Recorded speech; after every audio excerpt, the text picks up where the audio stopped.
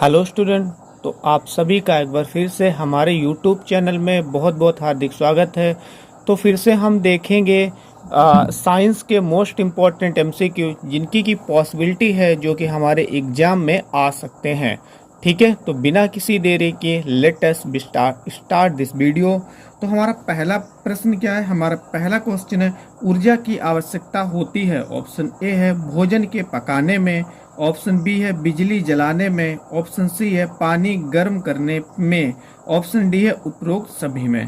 Option पढ़ने के बाद में आपको थोड़ा सा समय दिया जाएगा ताकि आप उस समय में क्या कर सकें और अपने ऑप्शन के ऊपर विचार कर सकें, और जो भी आपको लगता है आपके ओपिनियन में कि कौन सा इसका करेक्ट आंसर होगा उस ऑप्शन को आप चूज कर सकते हैं। ठीक है, फिर जो भी मैं करेक्ट आंसर बताऊंगा उससे आपको मैच करना है, और अगर आपका सही निकलता है तो अच्छी बात है, अगर आपका गलत निकलता है तो फिर आपको सही वाला भी जानना बहुत जरूरी है कि इसका करेक्ट आंसर क्या होगा। ठीक है, तो इसका करेक्ट आंसर होगा आपका ऑप्शन डी यानी उपरोक्त सभी।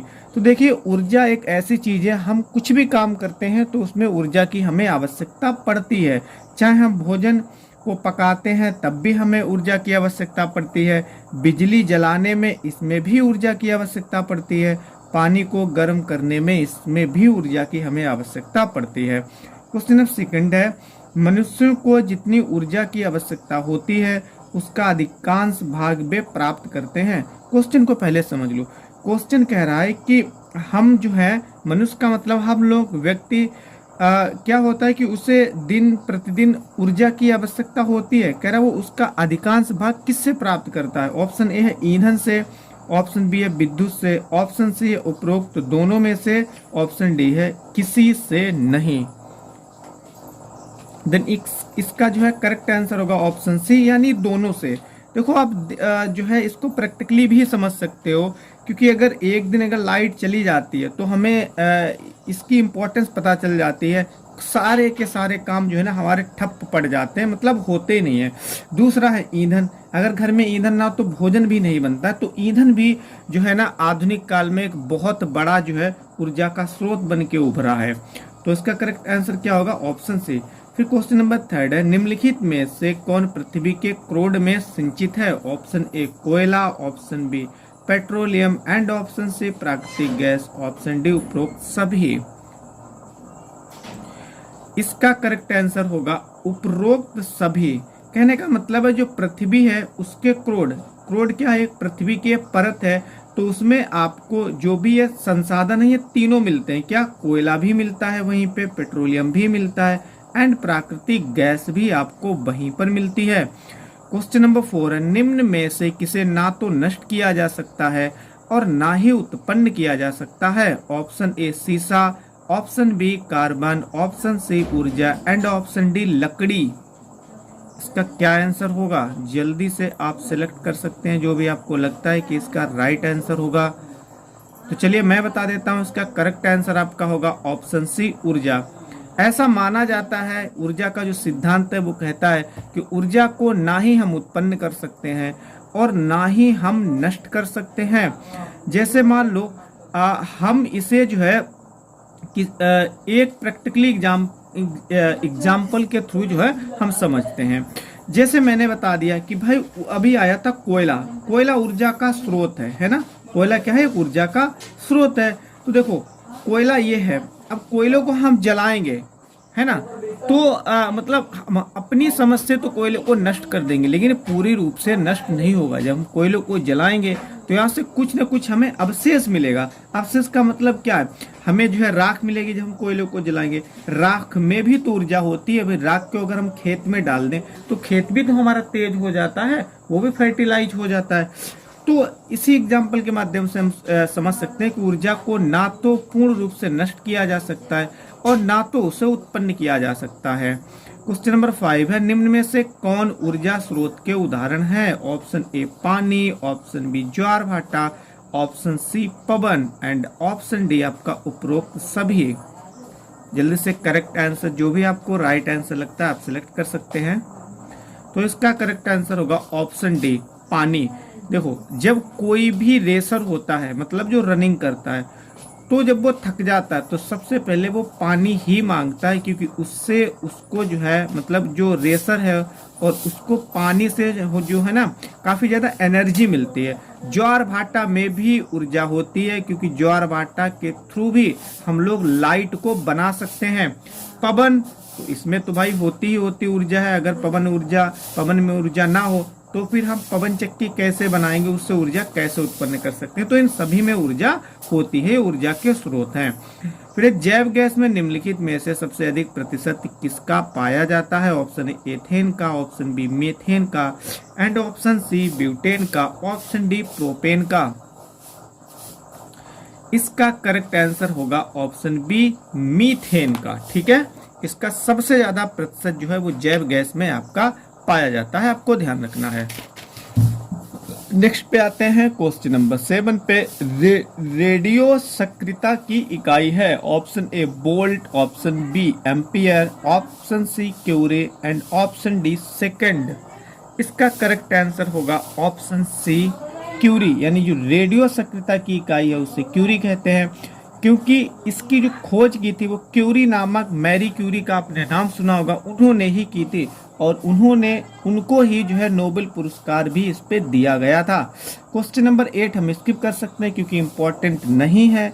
जो इम्पोर्टेंट है हम सिर्फ उनको ही देखेंगे। क्वेश्चन नंबर 9 है, निम्न में से किस एक का अधिकतम ईंधन मान होता है? Option A charcoal, option B gasoline, option C hydrogen and option D प्राकृतिक गैस। इसका करेक्ट आंसर होगा ऑप्शन सी, यानी जो हाइड्रोजन ईंधन एक हाइड्रोजन गैस है, क्योंकि ईंधन के रूप में भी इसका यूज होता है और इसका जो अधिकतम ईंधन मान है वो सबसे ज्यादा मतलब गैसों में सबसे अधिक होता है। क्वेश्चन नंबर 10 है, निम्नलिखित में से कौन सा ईंधन न्यूनतम पर्यावरण प्रदूषण उत्पन्न करता है? Option A kerosene oil, kerosene oil का मतलब है मिट्टी का तेल, ऑप्शन बी है आपका डीजल, ऑप्शन सी है हाइड्रोजन एंड ऑप्शन डी है कोयला। इसका करेक्ट आंसर क्या होगा? आप जल्दी से इससे चूज कर लीजिए। इसका करेक्ट आंसर होगा ऑप्शन सी, यानी हाइड्रोजन जो है, जो भी यहाँ पे जितने भी नाम दिए गए हैं इनमें से सबसे कम जो पर्यावरण प्रदूषण को उत्पन्न करता है वो हाइड्रोजन है। और यही कारण है कि आजकल जो है ना जो भी डेवलप्ड कंट्री हैं, इवन भारत में भी हाइड्रोजन से चलने वाली जो बसें हैं उनकी शुरुआत हो चुकी है। मतलब जो दिल्ली है, दिल्ली में भी भारत की पहली हाइड्रोजन बस जो है उसका संचालन हो गया है। अगर हम वर्ल्ड रूप में बात करें तो जर्मनी विश्व का ऐसा पहला देश है जहाँ पे हाइड्रोजन से संचालित बसों का जो है संचालन किया जा रहा है और अपने इंडिया में भी हो गया है। इससे क्या होगा, जो पर्यावरण हमारा पोल्यूट हो जाता है तो वो कम होगा, मतलब उसमें इतना ज्यादा पर्यावरण प्रदूषण नहीं होगा। और क्वेश्चन नंबर 11 है, रेडियोधर्मी तत्व उत्सर्जित करता है? ऑप्शन ए बीटा कण, ऑप्शन बी गामा कण, ऑप्शन सी अल्फा कण एंड ऑप्शन डी उपरोक्त सभी। तो इसका करेक्ट आंसर होगा ऑप्शन डी उपरोक्त सभी, यानी सभी बीटा कण हो चाहे गामा कण हो एंड अल्फा कण, ये सभी रेडियोधर्मी तत्व को उत्सर्जित करते हैं।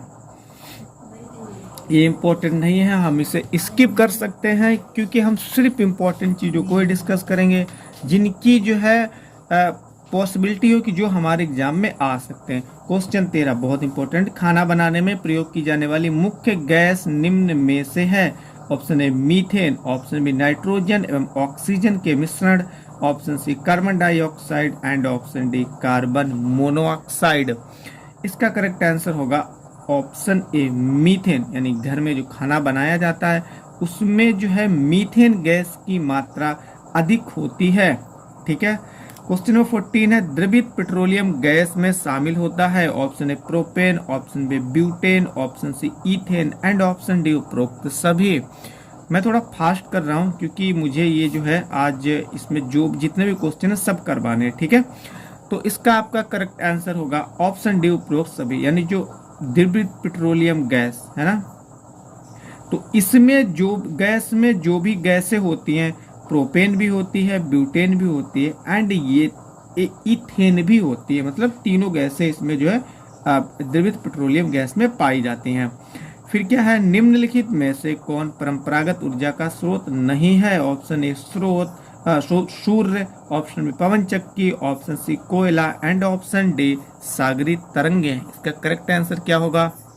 तो इसका करेक्ट आंसर होगा ऑप्शन डी सागरी तरंगे जो हैं वो गैर परंपरागत ऊर्जा का स्रोत नहीं है।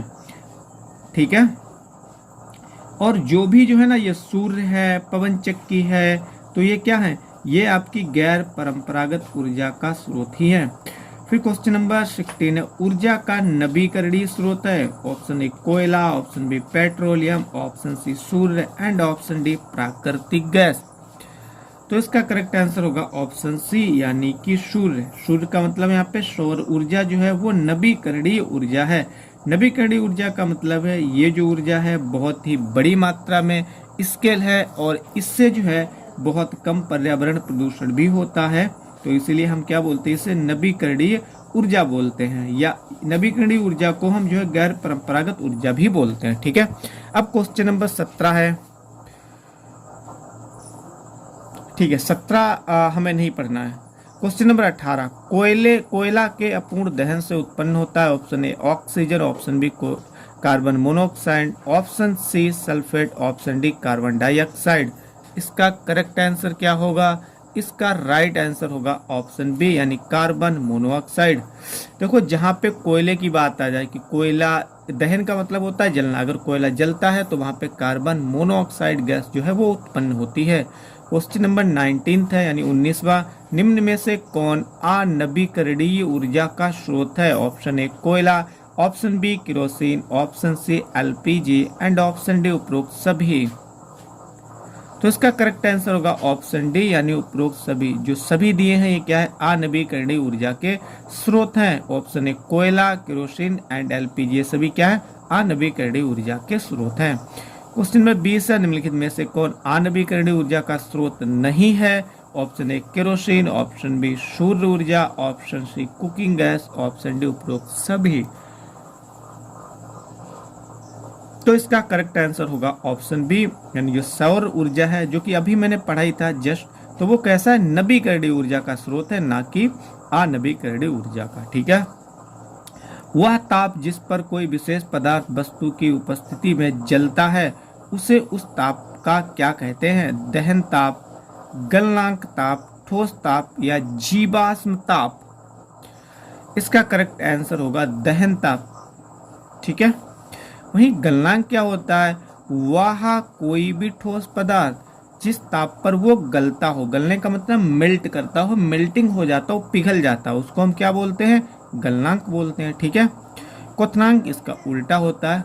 चलो क्वथनांक को आगे बताएंगे, नहीं तो जो है टाइम काफी ज्यादा लग जाएगा। क्वेश्चन नंबर 22, यदि किसी पदार्थ का ताप उसके दहन ताप से कम हो तो वह ऑप्शन ए है आग नहीं पकड़ता है, ऑप्शन बी आग जल्दी पकड़ता है, ऑप्शन सी आग तीव्र ज्वाला वाली होती है, ऑप्शन डी उपरोक्त सभी सत्य हैं। इसका करेक्ट आंसर होगा ऑप्शन ए आग नहीं पकड़ता है। क्वेश्चन नंबर 23 है, निम्नलिखित में से कौन दहनशील है? दहनशील का मतलब कौन ज्वलनशील है, कौन जल सकता है? Option A kerosene, option B LPG, option C उपले एंड ऑप्शन डी उपरोक्त सभी।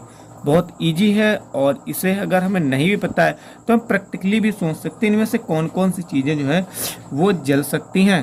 तो आपकी सारी चीज़ें जल जाती हैं भाई। केरोसिन ऑयल मतलब मिट्टी का तेल नहीं जलता है, जलता है, हम अपने गांव में भी जलाते हैं। एलपीजी गैस नहीं जलती है, जलती है क्योंकि इससे जो है खाना भी बनता है। उपले का मतलब है कंडे, ठीक है ना, तो ये भी तो जलाए जाते हैं। तो सभी के सभी ये कैसे दहनशील है, यानी सभी का जो यूज है वो किसमें किया जाता है? जलाने में किया जाता है। क्वेश्चन नंबर 24 है, निम्नलिखित में से कौन एक द्रव्य ईंधन का उदाहरण है? Option A kerosene, option B लकड़ी का कोयला, ऑप्शन सी उपले एंड ऑप्शन डी चारकोल।